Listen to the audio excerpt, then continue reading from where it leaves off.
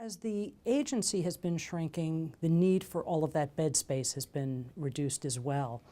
And it's a real opportunity for the agency. If the right decisions are made about closing certain facilities, they can find themselves in a position to do what they do much better. The best thing to do for juveniles, all the research shows, is to serve them, to treat them in the communities, and not to send them to incarceration, residential settings at all. So there's definitely been a move in the legislature over the last 2 sessions to deinstitutionalize kids, to divert them to community-based programs. That's definitely the right path. And as that continues to happen, I think we'll continue to see the reduction of the need for beds, and we can close facilities in the remote areas, keep them in the more urban settings. TDCJ, of course, had a massive buildup of beds during the 90s. It added roughly 100,000 beds over the course of a decade, which was the largest construction project in Texas's history and the largest prison construction project in the world. For the first time, TDCJ is really in a position where it could consider closing some of its facilities.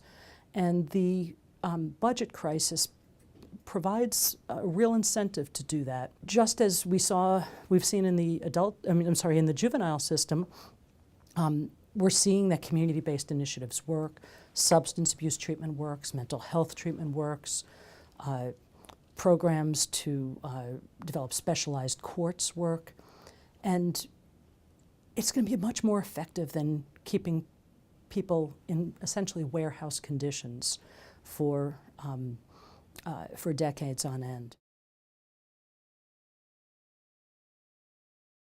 Well, those kinds of cuts are the most short-sighted cuts of all.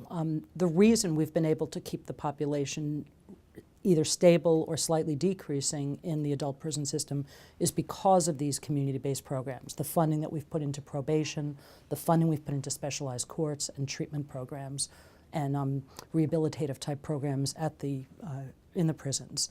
Those programs are working. We've seen the impact that they're having. If we cut them, we can expect that crime will go up. We can expect that the need for more prison beds, much more expensive prison beds, is going to grow. We're going to need to cut correctly and not have across-the-board cuts and not cut treatment programs and community-based programs at the expense of incarceration. These institutions need to become more transparent and more accountable, not only for the way they spend taxpayers' money, but also for the treatment of the people that they incarcerate. We've seen a number of pretty horrific stories, deaths in custody, poor medical treatment, many suicides and such, all happening in these unregulated facilities. And I think it would be not only wise but completely appropriate for the legislature to give the Commission on Jail Standards the authority to monitor conditions in those city jails as well.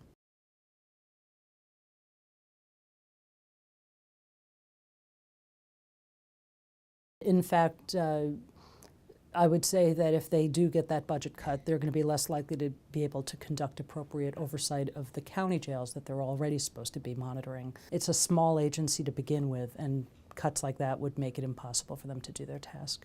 You need to maintain certain staff ratios in order to maintain safety in the prisons, and that's safety both for the inmates and for the staff. If those staffing ratios aren't maintained, then we're going to see increases in assaultive behavior, in sexual assaults, and in presumably attacks on staff.